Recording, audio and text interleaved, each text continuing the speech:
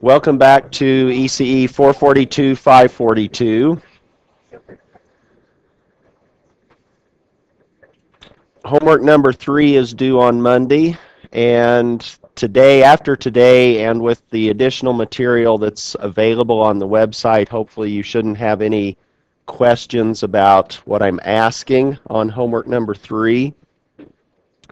But I have posted a couple of pages of hints for problem number 4 if it's not making sense to you as far as what are you even asking. It's essentially an inverse Z transform problem, but it's based on a system and a signal, and you now have to combine those. So that's what is described in the hint. Exam number 2, as a reminder, is coming up after spring break on the 14th of March. And I've also posted some pages talking about inverse Z transforms, and you can, with complex poles, and you can do that a couple of different ways. One is to go ahead and use complex numbers, and the other is to use real numbers where you're actually not factoring the denominator, and hopefully I'm trying to show you in those notes on D2L in Unit 3 how those are connected. They're equivalent ways of doing the same thing. And I want you to be comfortable understanding that. Which way you use depends on what you want to do or you feel most comfortable using as a strategy. For today, I want to cover what's asked for on problem 3 of homework number 3, and that's doing long division, essentially reminding us how to do long division, and you can use that actually to find an inverse transform for a discrete time system. Then we'll do a matching game with region of convergence and making connections with the region of convergence, and we'll summarize the 3 main patterns of the region of convergences. We'll talk about system stability and poles inside the unit circle. And then I want to make sure that we're clear on this distinction between signal causality and a bounded time response. Those are not coupled. Those are independent concepts that you could have a signal that's causal, and it could be bounded, it could be unbounded. You could have an anti-causal signal that's bounded or unbounded, etc. And we'll try to show via examples how that can be determined. And then I'm sure we won't get there today, but where we're headed is discrete equivalence, and we better be there the next time we meet, which is the next lecture. Well, I guess you could be in office hours, which occur between now and then. But here's the first topic, which is inverse Z transforms by long division. Again, it's playing on this idea of the series expansion and looking at that and seeing what actually happens when you have coefficients that are scaling these Z operators, Z to the minus 1, Z to the 0, which really means if you can somehow produce this series expansion associated with a transform, then by inspection you can actually say, oh, the coefficient that's a constant coefficient actually corresponds to the time sequence at time 0. The coefficient of the polynomial Z to the minus 1 actually corresponds to the time sequence at time n equal 1, x of 1, etc. And in this example and on the homework, we're assuming we're dealing with the causal time sequence. This changes a little bit if we do the anti-causal. But we'll just worry about the causal case, and I've put in some more descriptors here that maybe don't make any sense, but if you want to try to pursue those, maybe these blue statements will make a little bit more sense. But if you were trying to do this long division process for an anti-causal transform expression, then you would simply have to sort of flip the way that you're doing the division. In the causal case, we'll be starting with the highest power of z in both the numerator and denominator and performing the division. For anti-causal, we would do just the opposite. We would find the smallest power of z in both the numerator and denominator and use that to start the process and continue.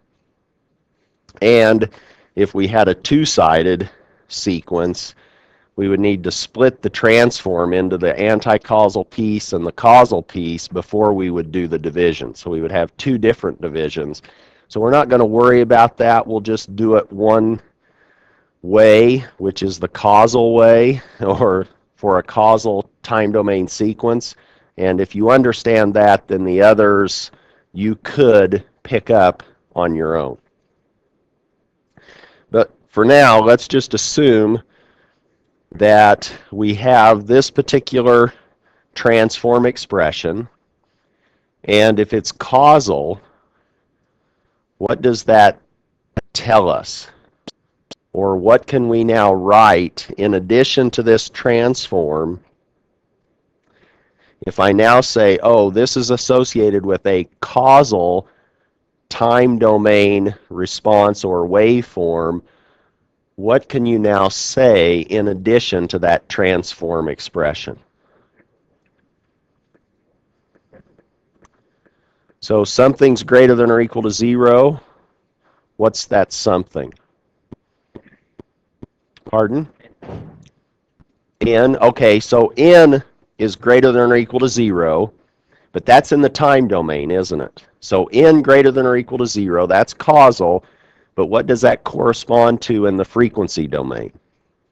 Does that put any conditions on the magnitude of z? Or what are we trying to learn now relative to transforms and their inverse? What do we need to be able to find a unique inverse time domain waveform? We need the transform and region of convergence. Do you know what the region of convergence for this needs to be in order to generate a causal time domain waveform?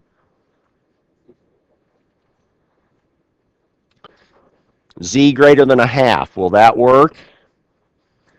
Why won't that work?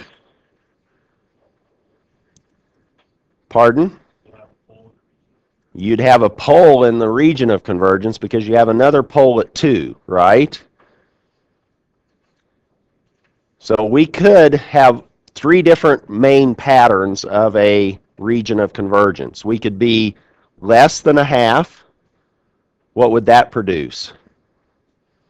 Now I'm getting ahead of myself. I'm doing the matching quiz and we haven't even gotten there yet.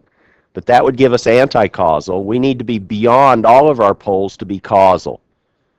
So in this case, that says that z, the magnitude of z, needs to exceed 2, and that will produce a causal time domain waveform.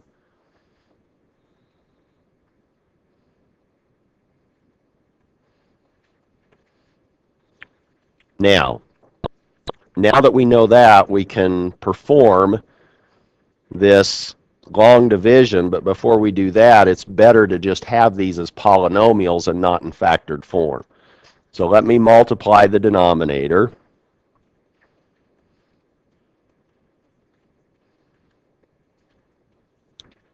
And the numerator.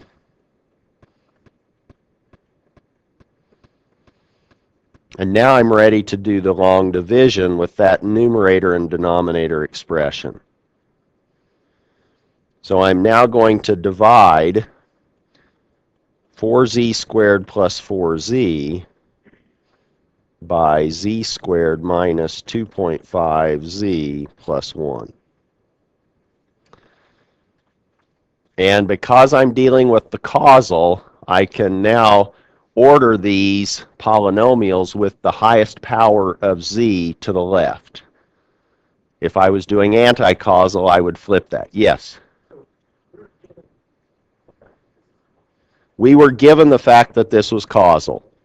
So I was making that assumption here. I said Let's assume this is connected with a causal time domain. If you weren't, you would have to tell somebody, I'm assuming that this is a causal, corresponding to a causal time domain waveform. So could this be double-sided?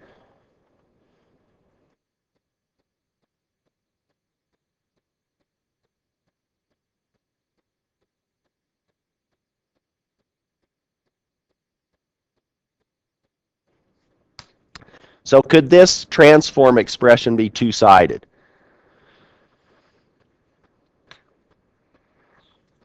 Yes, that was a coin flip, wasn't it? But why did we say yes?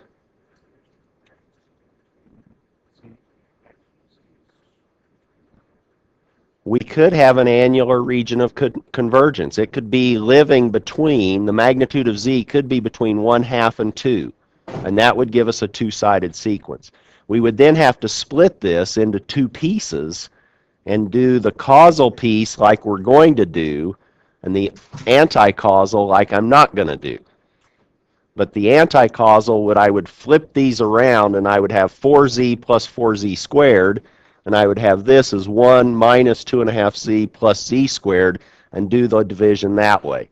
So that I would end up with powers of z in my divisor, or in my dividend. I can't ever keep track of all these. But anyway, the result, how's that? Yes? But isn't the unit circle not on top of the region of convergence if the region of convergence is... So now the question is, the unit circle is not on top of the region of convergence. Is that true? Yes. What does that tell us? It tells us it's unbounded, but we can still find an answer. So we would expect, if we kept doing this division, we would start seeing bigger and bigger coefficients.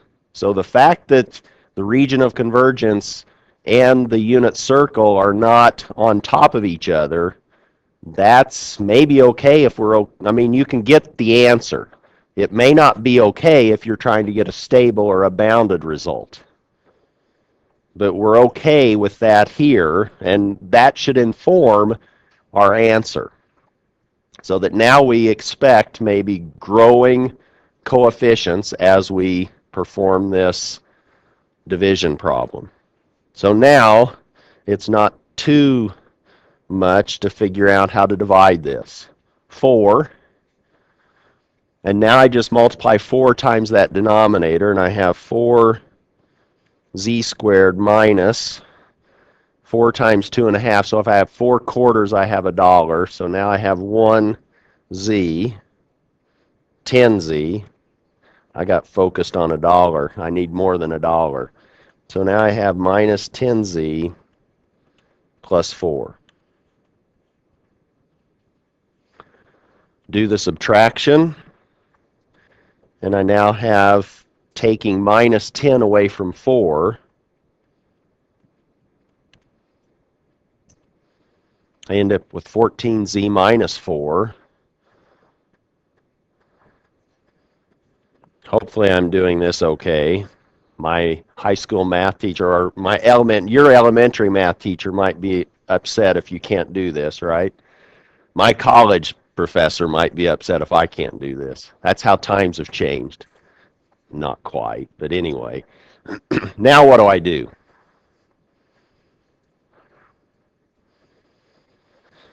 I'm trying to find a value, an expression, which when multiplied by z squared will give me 14z.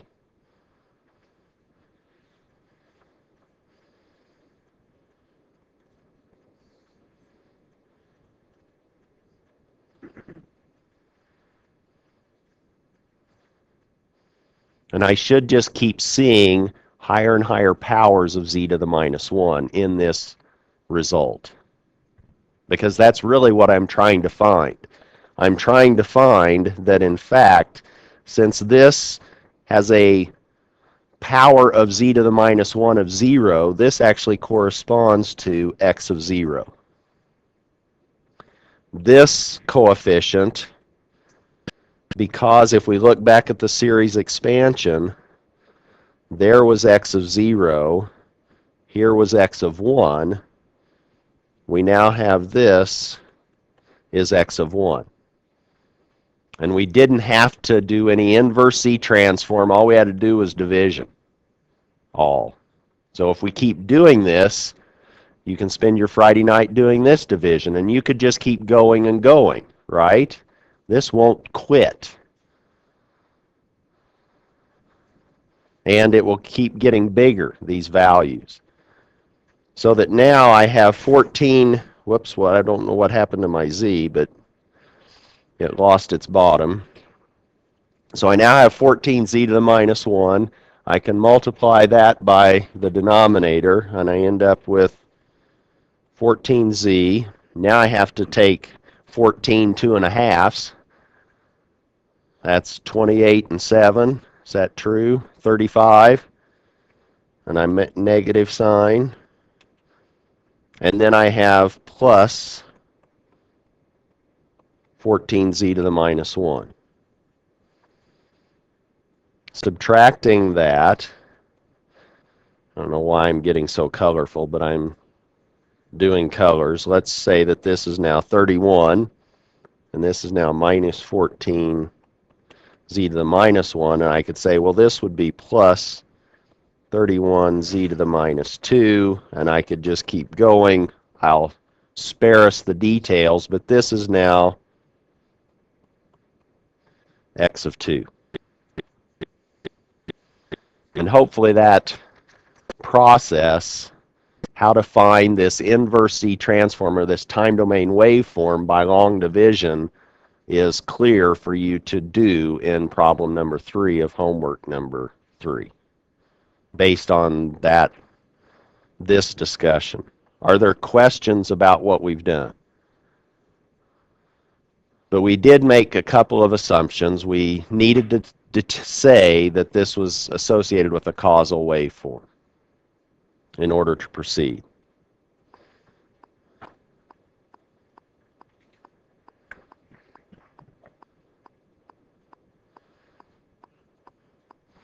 Now I want to play a matching game. And hopefully you enjoy that graphic as much as I did creating it. But it kind of looks a little bit weird. It looks kind of like an eyeball, but it's supposed to be different regions of convergence. And I have the green region, that's region of convergence A, that's the inner disk. I have a blue region, and that's region of convergence B. And then I have an outer region C, region of convergence C. And now I'm wanting us to match those regions with an interval of support. And it doesn't necessarily mean that I'm going to have A, B, and C matched up with each of 1, 2, and 3. Maybe I double up on some of these matches. But is it clear what I'm wanting to accomplish in this first exercise? I want you to tell me region of convergence A corresponds to either 1, 2, or 3. It's either causal, two-sided, or anti-causal, and so if it's 1, it's a 1, if it's 2, it's a 2, and if it's 3, it's a 3. And you're going to show me your answer. Right? At the count of 3. How's that? So, are we ready to answer? For a region of convergence A, show me your answer in 1, 2, 3.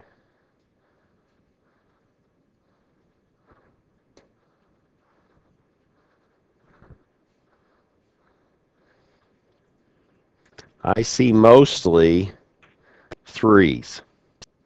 And that's good. That means we're learning this, or maybe I just gave it away in the previous discussion. Region of convergence B corresponds to 1, 2, or 3. 1, 2, 3. So it's annular. It's going to be two-sided. and region of convergence C, 1, 2, or 3. Okay, so this one was kind of process of elimination. If you get the first one right, you're going to be pretty good, huh? So now it's 3, 2, 1. We've now blasted off. Now we're ready for another matching. And now what I'm wanting to do is connect.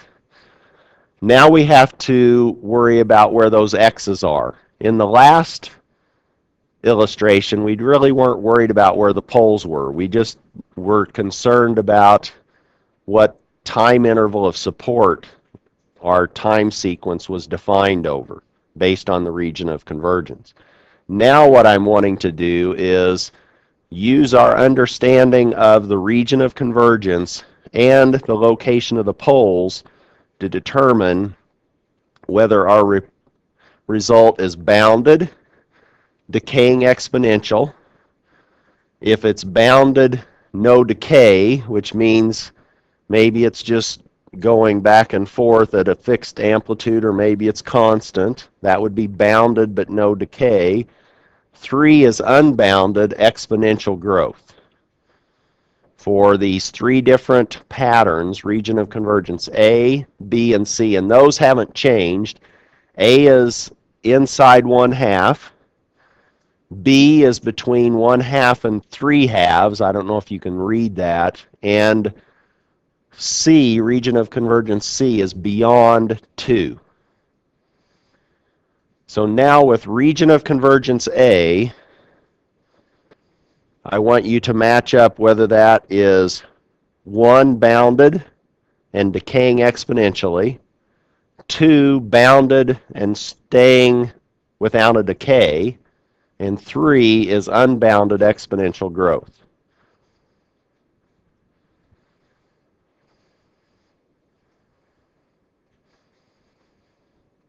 Are we ready to answer? Do we know what you're being asked to do? Yeah, show you a 1, 2, or 3. But is it clear what that 1, 2, or 3 corresponds to? All right. So region of convergence A corresponds to 1, 2, or 3 at the count of 3. 1, 2, 3.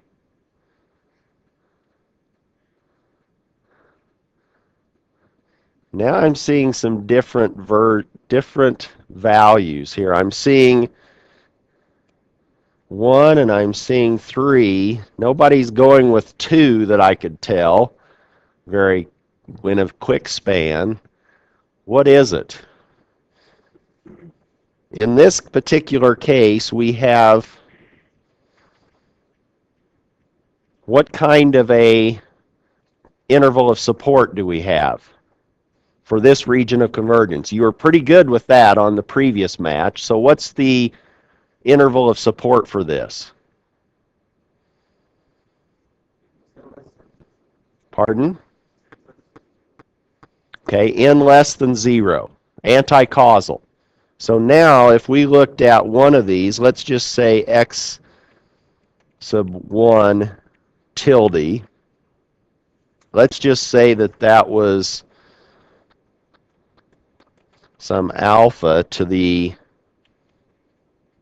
1/2 to the n, because that's one of the modes. And now n, you said, was negative. And what happens? So this is just part of the result. The other part would have a mode at 3/2 and a mode at 2, all raised to n. But those are actually well behaved in terms of those decrease because they're bigger than 1 and they're raised to higher negative powers. But in this case, this particular one, this one mode, does what?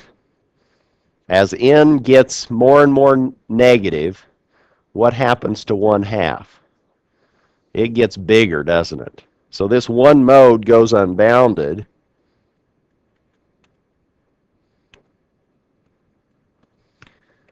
And for that reason, then, this should have been a 3. Now are we clear on what we're wanting to do with this matching game? B. Region of convergence B. Is it 1, 2, or 3 at the count of 3? We ready? Poles are at 1/2, 3/2, and 2. And we're dealing with region of convergence B. All right. Count of 3. 1, 2, 3.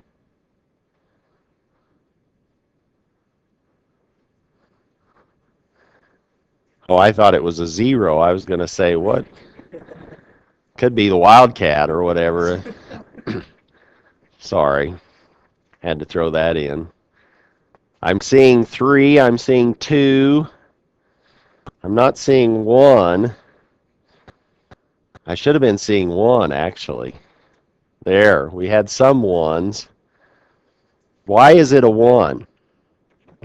So if we do the same thing that we just did, we could say something like, oh, x of n is, let's say, an alpha 1/2 to the n plus a beta 3/2 to the n plus a gamma 2 to the n. But those n's are different, aren't they, for these different modes? Because this is two-sided.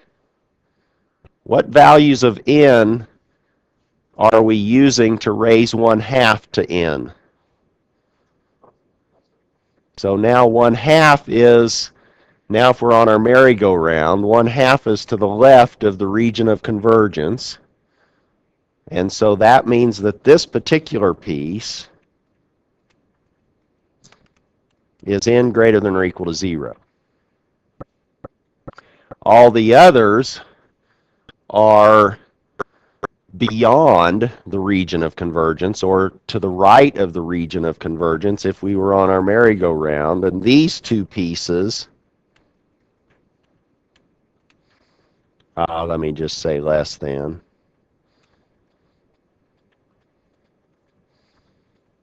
are less than 0. Now what does that tell us? Well, 1/2 raised to higher powers is fine. Positive powers, that's shrinking. And now we have numbers that are bigger than 1 raised to more and more negative powers. That's good too, because now we have this in the basement that's getting bigger, which is causing those to shrink. So all of these are bounded. And they actually decay exponentially. And the other thing that could have convinced you of that is if you had sketched the unit circle in this diagram. The unit circle lives in that blue region, doesn't it? Now I'm giving away the next answer probably. But this waveform looks sort of like that. It decays exponentially to the left for the negative indices, and it decays exponentially to the right.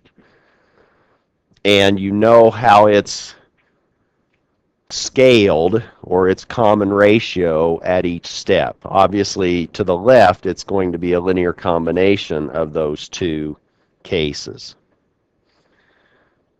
Now, let's look at the next one. C. Region of convergence C. And I want to know 1, 2, or 3 on the count of 3.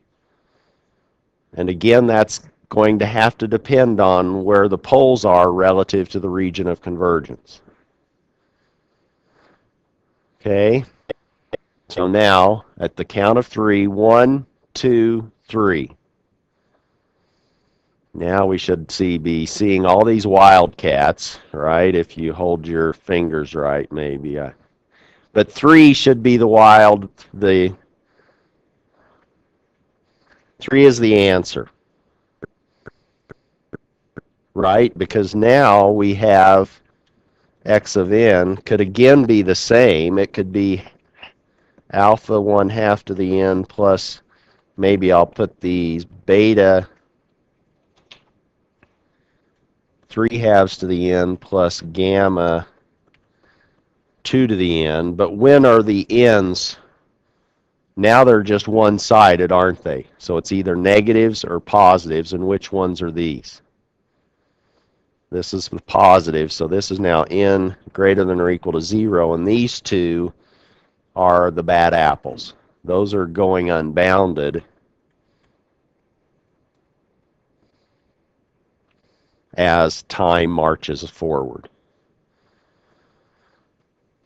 So you should start to be getting comfortable with these regions of convergence when the sequence or the time waveform is defined, which time interval or interval of support, and the bounded or unbounded nature of that sequence. We didn't actually do any bounded no decay. That was 2, wasn't it? What would produce a bounded no decay? What kind of pole pattern? Would it depend on the zeros?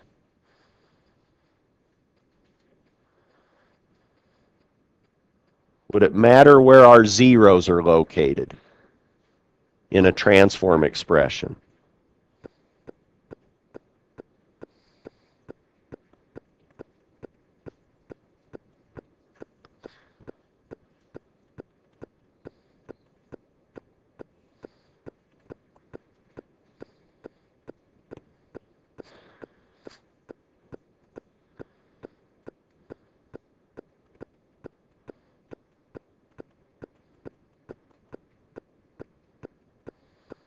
So there's the unit circle. Why do I care? What do I want to have happen if I have a bounded time domain waveform that doesn't decay? What kind of a mode do I need, or modes do I need for that to be the case?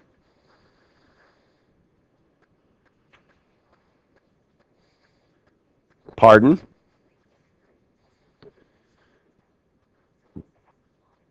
So now the region of convergence needs to be by the unit circle. It actually means the poles are on the unit circle, right? So now the easy one would be to say, oh, what happens when I have a pole at z equal to 1? Look at the z transform table, and this now has z over z minus 1 equaling the unit step, and you could scale that to any constant value. This would now give you just a constant waveform for all n. You could also have conjugate or complex. They would be conjugates of each other, but now you have an oscillatory waveform that doesn't decay or expand with time. Or you could have something there. So here, for bounded no decay,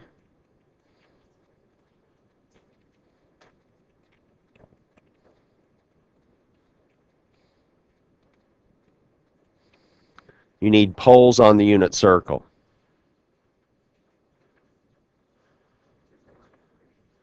Pardon?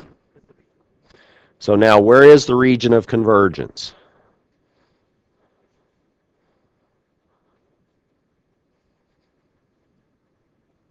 Depends on whether it's causal or anti-causal, right? So if it's causal, where would the region of convergence be? It would be outside, wouldn't it? So now we have a bounded result, but this is not going to give, if our system had this for its impulse response or pulse response, if you had a system that had poles on the unit circle, you could actually inject a bounded input and produce an unbounded output. So these poles will not give you a bounded input, bounded output stable system. This will give you a bounded response due to an initial condition, but you could now, if you had a pole that's z equal to 1 and you hit this with a constant, you're now going to be growing unbounded with time. And if it was anti-causal, your region of convergence would be interior to that unit circle.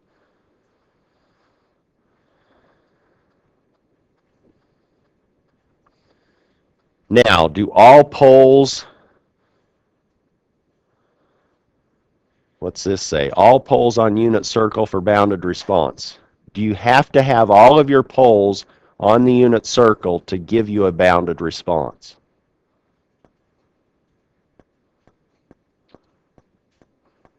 Would you get a bounded response out of this messy looking diagram? Apparently that red is the unit circle.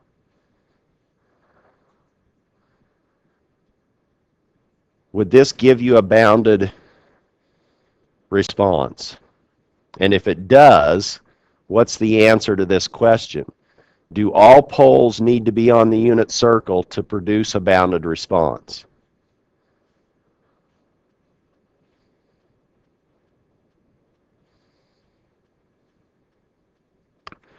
Do we have a coin? Yes or no?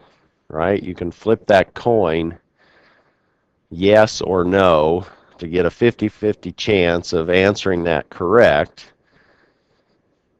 But how many things? So thumbs up if it's yes, thumbs down if it's no. So this is all poles need to be on the unit circle for a bounded response. Yes is a thumbs up, no is a thumbs down. 1, 2, 3. We have a little uncertainty here. We have a few ups and a few downs. What's going to happen to these poles that are inside the unit circle as time evolves? Let's just say that we're dealing, and then now our region of convergence is outside, so what kind of a sequence do we have? Causal. So now what's going to happen with these poles that are inside the unit circle?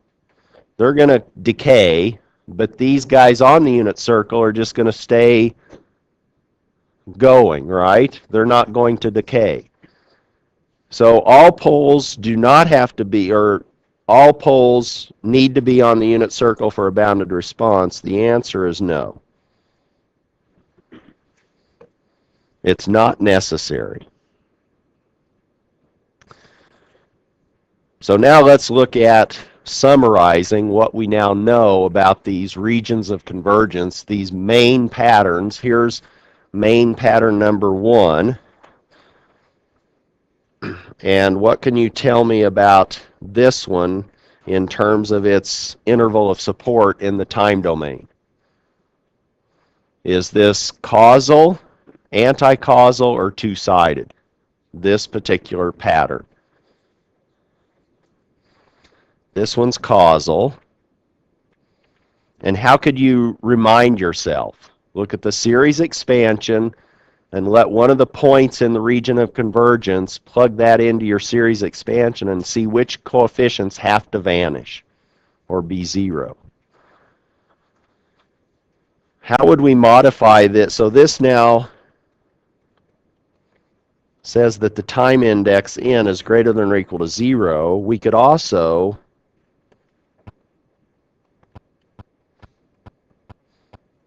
look at modifying this a little bit and make it more than just causal. We could make it right-sided. We could sneak a finite number of time sequence values in the negative with negative time indices.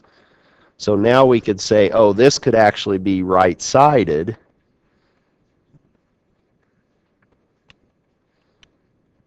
What would we have to do for that to be the case? Right now, this particular case is that A was less than the magnitude of Z for causal. For right-sided, what do we have to have? If it's supposedly a modified version, how do we modify that?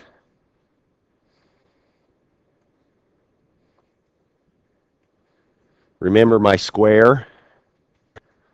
What the square meant? What's the square mean? We're not quite going to infinity, are we? We're bounding the limit.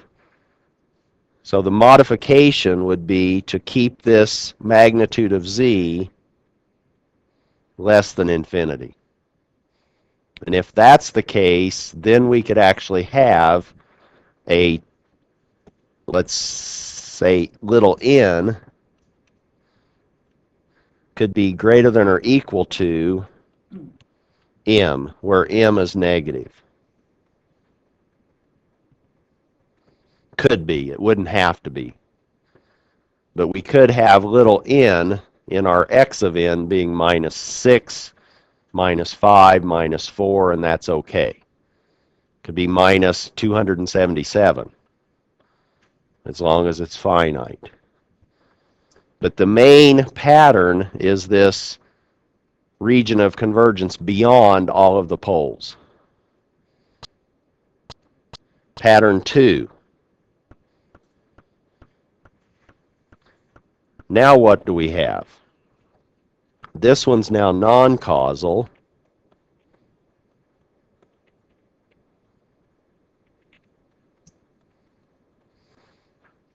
And how do we modify that? Or what is this? This now says that our region of convergence, z is less than a. If we want to modify that to produce a left-sided sequence, then we would just have to make sure that the magnitude of z didn't sneak all the way down to 0. So now we would need 0 is less than z is less than a. So that now we could say that n is less than n, where n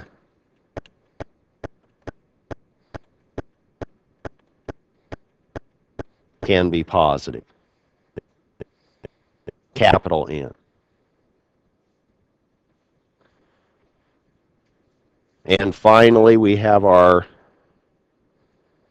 last main pattern.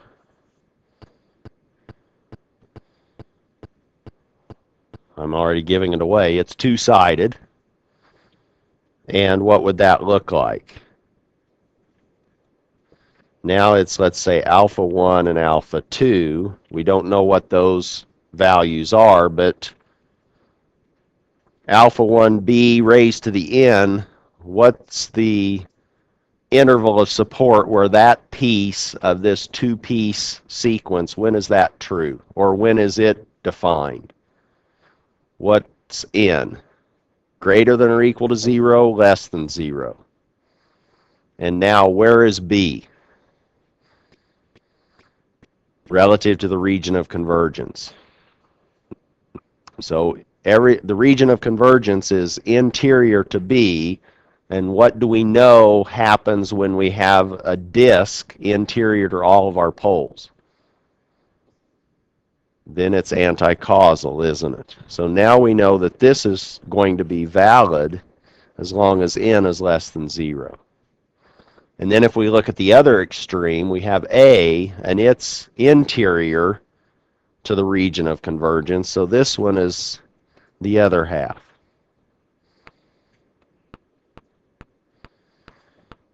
And hopefully you remember that the region of convergence has to be a connected region. I can't have a region of convergence interior to A and then another piece of the region of convergence beyond some other radius. I can't get from A to B. If I was an ant, I can't crawl from A to B without going through a gap in the region of convergence. So this is not a region of convergence pattern. We only have those main patterns, and you can sort of show that they're all annular in a sense, just with the annular being taken to extremes. One is the center is removed, the other is the exterior bound is not necessarily there.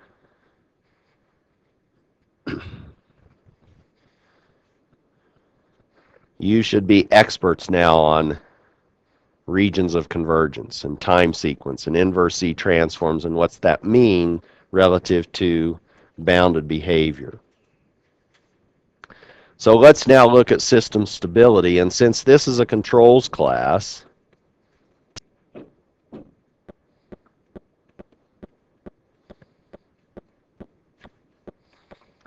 this is where you probably are going to be mostly thinking about the poles being inside the unit circle for our system to be stable. So poles inside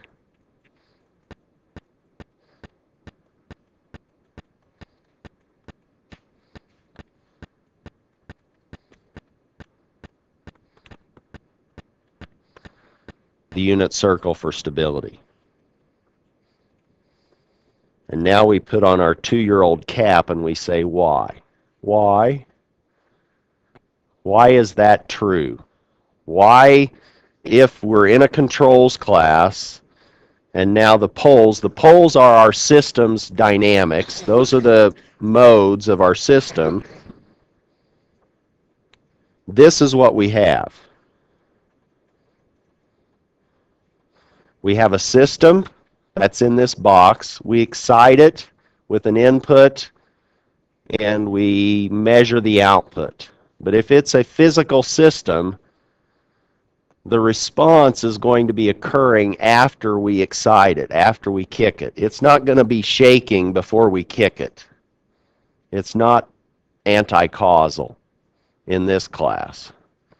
Okay, it's not going to be anticipating getting kicked. Last time I got a little carried away with that. Maybe it worked, but I think I screamed ouch and then I hit myself. That would be non-causal, right? Pardon? And bad acting, yes. So now, in this particular system, it's causal because it responds after being excited. And when we know that we have a causal time domain waveform, that corresponds to indices n greater than or equal to 0. And what does that tell us about our relationship between the region of convergence and the poles of our system?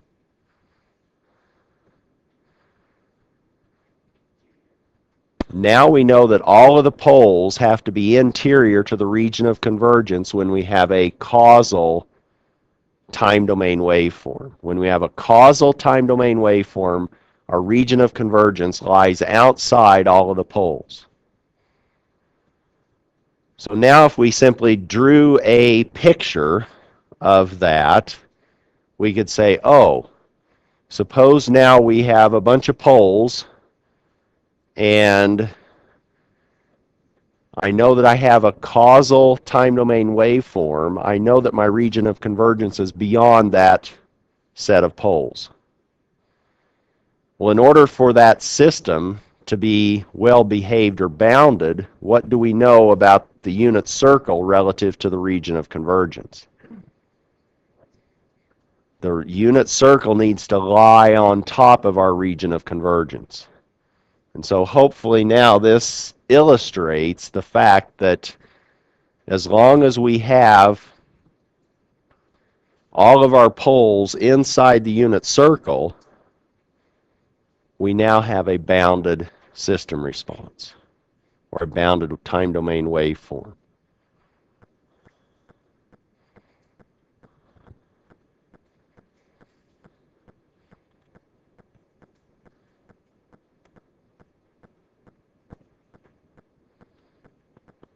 Because with causal, this basically says if I now have the biggest pole having a magnitude of r, this now says that z is bigger than R for the region of convergence, and this particular distance to the unit circle is, since it's the unit circle, that has a length of 1. And now we know that if all of our poles are inside of R, and if R stays less than 1, then we're going to have a bounded response.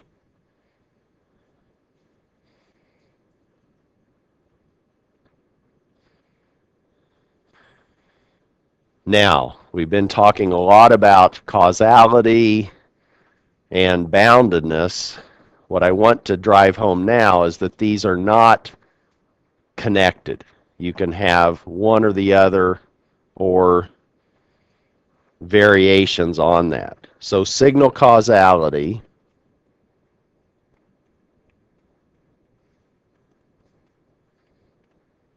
that's one concept. Signal causality and bounded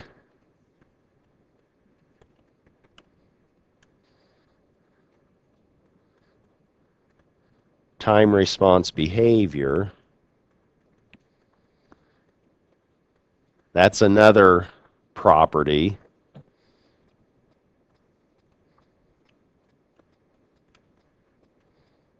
I knew that wasn't looking good. Those are two separate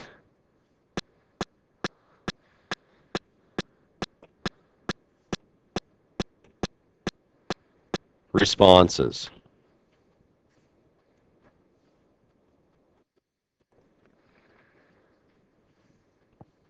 So now we have, let me change this a little bit.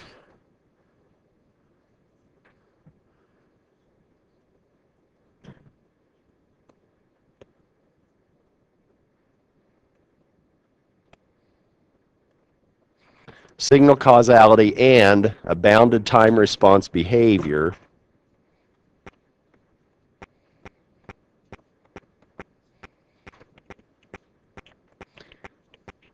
I just needed you guys to get caught up, right? So I gave you a little bit of a break. If you're following along at home, you maybe didn't notice too much happening, but those in the classroom are being very patient. I appreciate that. And hopefully this will continue without too many more faults. But we want to see whether or not the signal causality and bounded time response behavior are two separate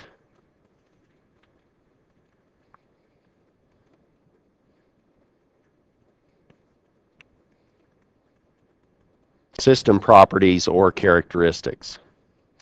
Meaning, a signal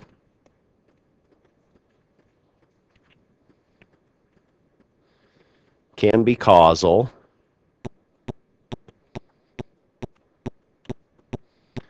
and we know that that's defined for n greater than or equal to 0. And what does that mean with respect to the region of convergence? Where is it relative to all the poles? Interior or exterior?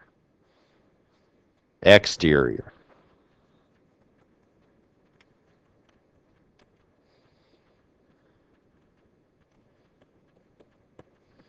We could have a signal that's causal, yet be unbounded.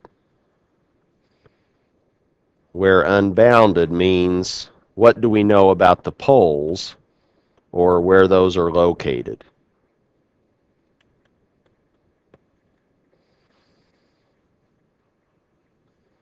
Where are the poles beyond if they are producing unbounded time response behavior? They're bigger than the unit circle, aren't they? In this case, then, we could have an example where h sub 1 of n could be, let's say, 5 to the n for n greater than or equal to 0.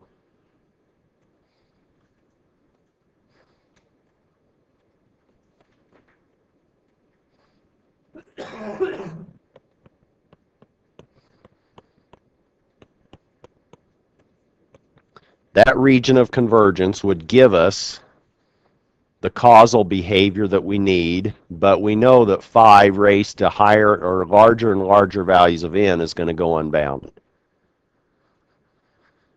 So the fact that a signal is causal doesn't necessarily mean that it's well behaved or bounded.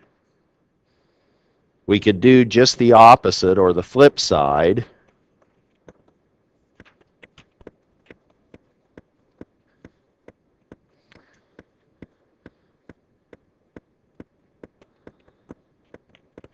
A second example, a signal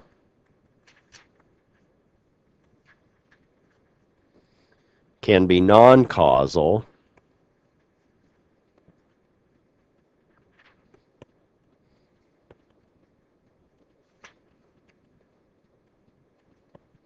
which is defined for n less than 0,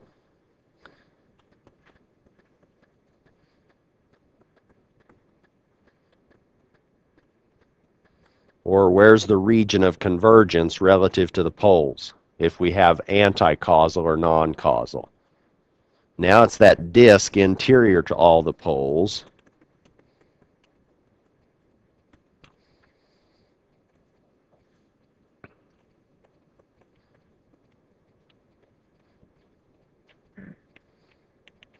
So we could have a non-causal system and it being unbounded. If this is the case,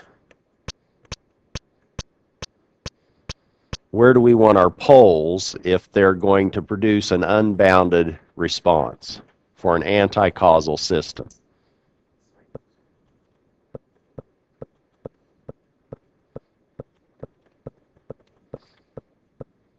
Just the opposite of what we had before. So now poles inside the unit circle will go unbounded.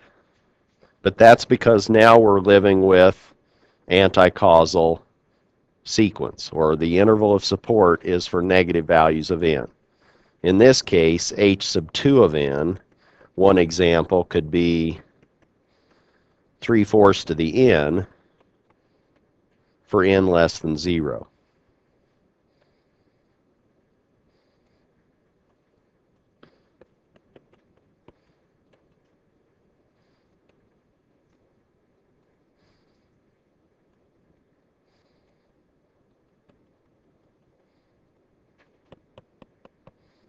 And that might be the picture,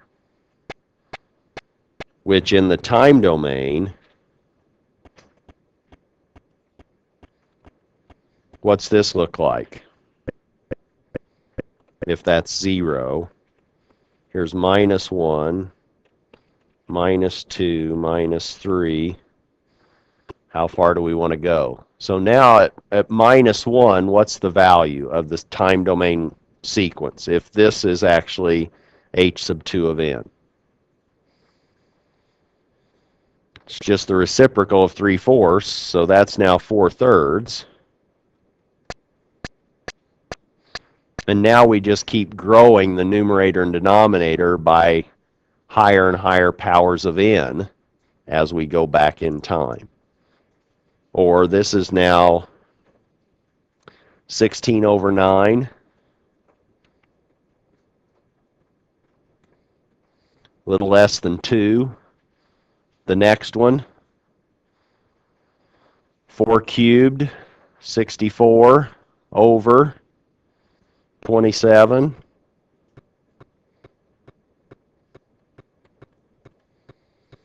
So if it was 64 over 30, it would be bigger than 2, so it's a little bit bigger than 2. And you get the idea. This just keeps going crazy. We also have the other two cases.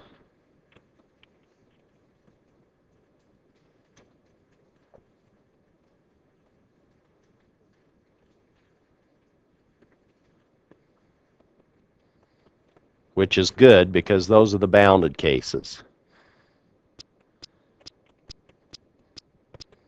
Example 3, we could have a causal sequence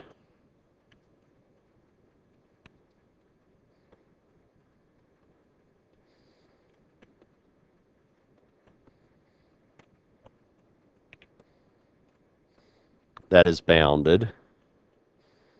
And now you could pick your favorite one. H sub 3 of n could be 1/4 to the n. And is it limited to just being one mode? No, we could have all sorts of modes, but what would we need for those to be remaining bounded? If these were all some r sub 1, r sub 2 in terms of value, they would all have to be inside the unit circle. Here we have this at 1/4.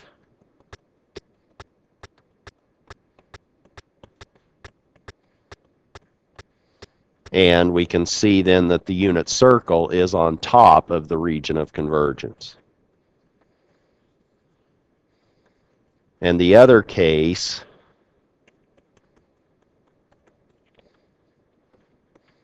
is a non-causal sequence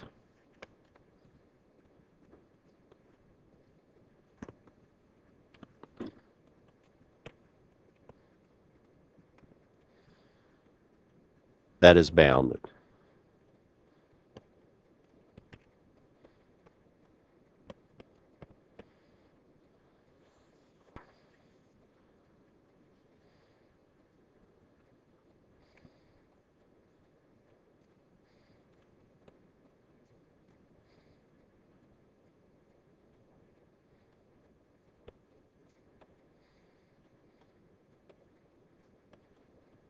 And where's the unit circle relative to that region of convergence?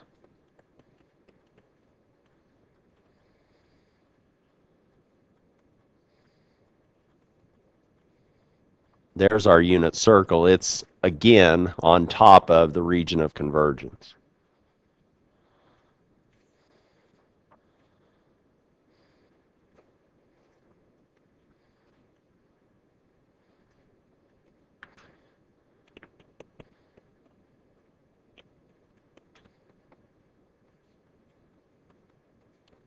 If we want a unique inverse C transform,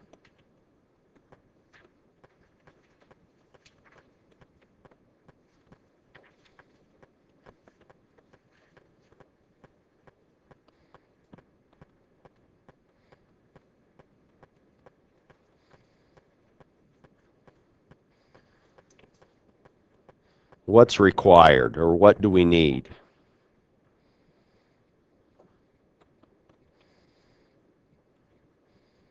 We start with little, or what do we start with in order to end up with a unique little x of n? What do we need to be given or have available? Pardon? You need a region of convergence and you need the transform, right? That's the obvious one. So the first one is the transform.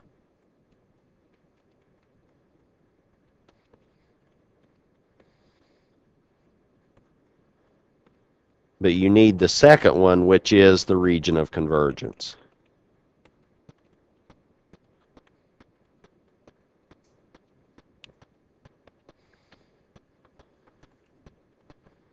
Those two are what you need in order to get a unique time domain waveform. Let's look at an example.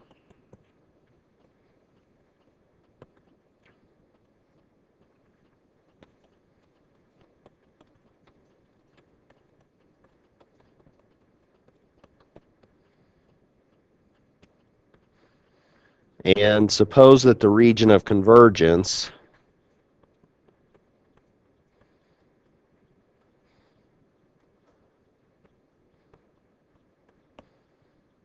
is annular. Maybe what I would start doing before I got too hung up on what's going on, I might start asking some fairly general or higher level questions. One, I might say, where are the poles?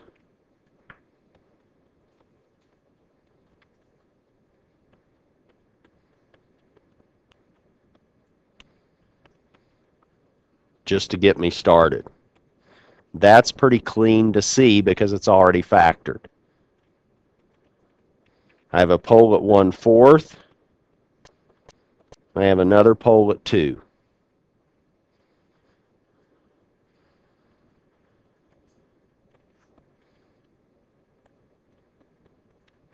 Is the time domain waveform little x of n associated with capital X of z one-sided or two-sided?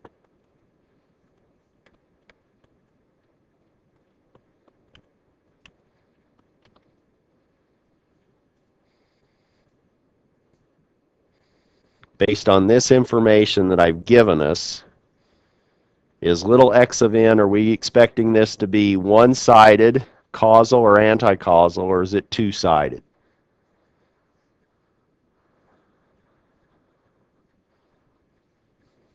It's two-sided, isn't it? And that's because we had an annular region of convergence.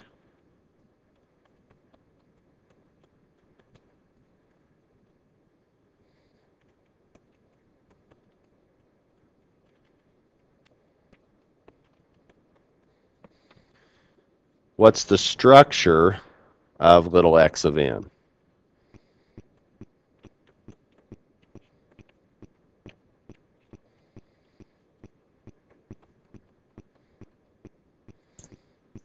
Has one mode of 1/4 to the n. And what's the other structural part? 2. Can we say anything about those 1/4 and 2?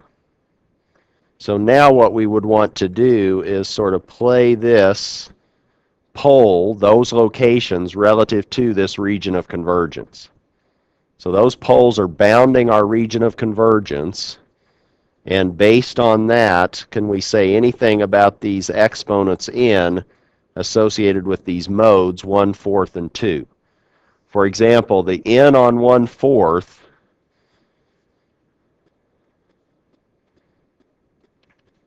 is this n greater than or equal to 0, or is this n less than 0? Why is it n greater than or equal to 0?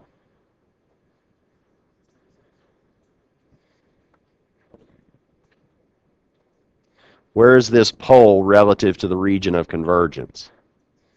It's inside, isn't it? Or to the left if we were doing our merry-go-round.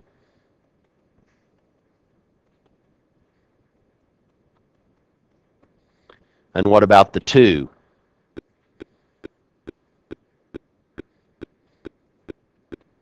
This one's the anti-causal piece. And that's because this pole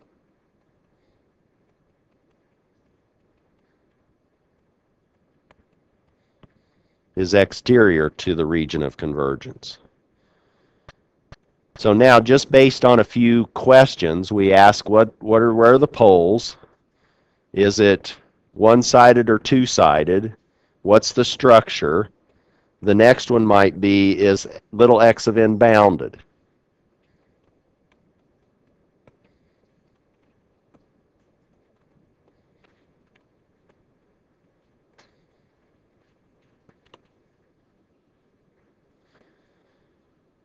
And how would you answer that?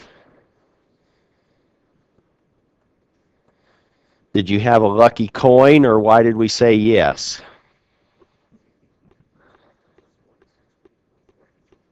Because our unit circle is on top of the region of convergence. That's one way to answer it. Or the other is to say, well, I just plugged in the appropriate values of n and looked at how those modes behaved.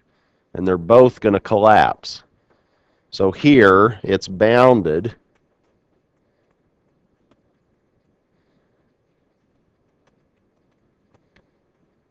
Since the region of convergence contains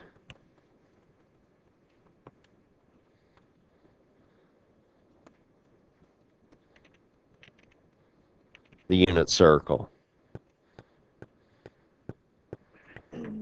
But now we need to split this transform into two pieces, and one piece is going to be associated with the causal piece, the other piece is the non-causal piece.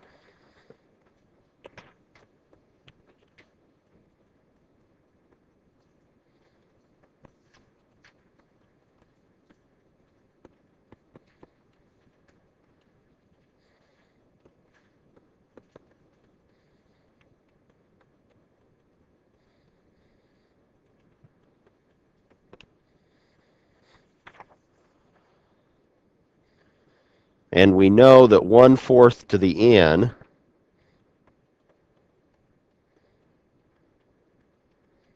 holds for n greater than or equal to 0.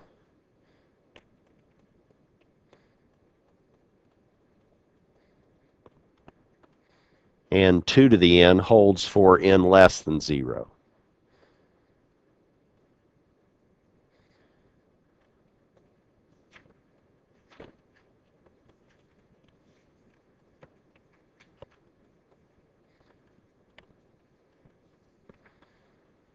What happens if we do a partial fraction expansion?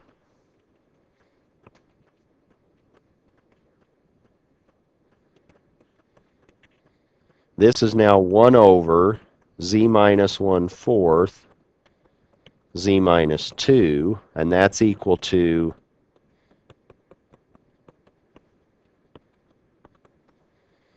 a over z minus 1/4 plus b over z minus 2.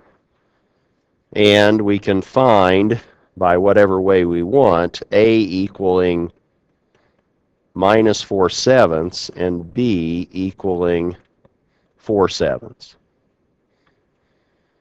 So now we know that x of z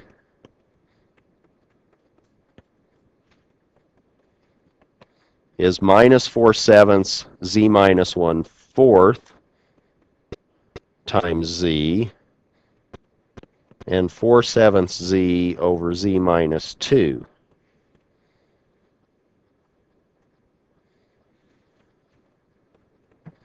We can call this x1 of z and this x sub 2 of z because we know that one is causal and one is non-causal.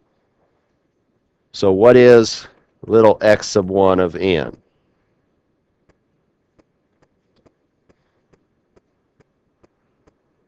We simply look at the table and we say, oh, z over z minus 1/4,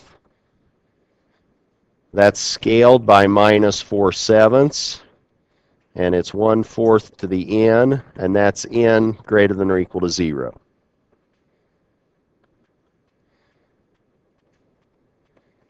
What's x sub 2 of n?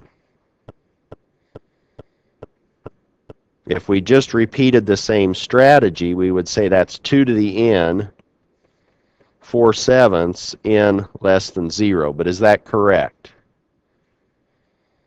Not quite, because this is n less than 0, and we have to negate that relationship between the transform and the time domain sequence. So this one actually we have to introduce a negative sign into the time domain since we didn't have a negative sign in the transform.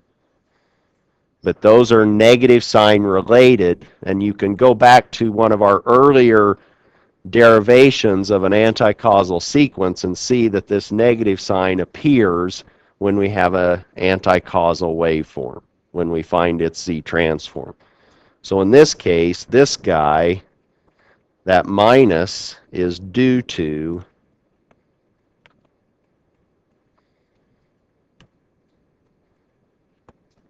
this being a non-causal sequence, and I'll stop at that point, but I'll maybe give you a little bit more to try to convince you of that fact on a couple more pages of notes after class.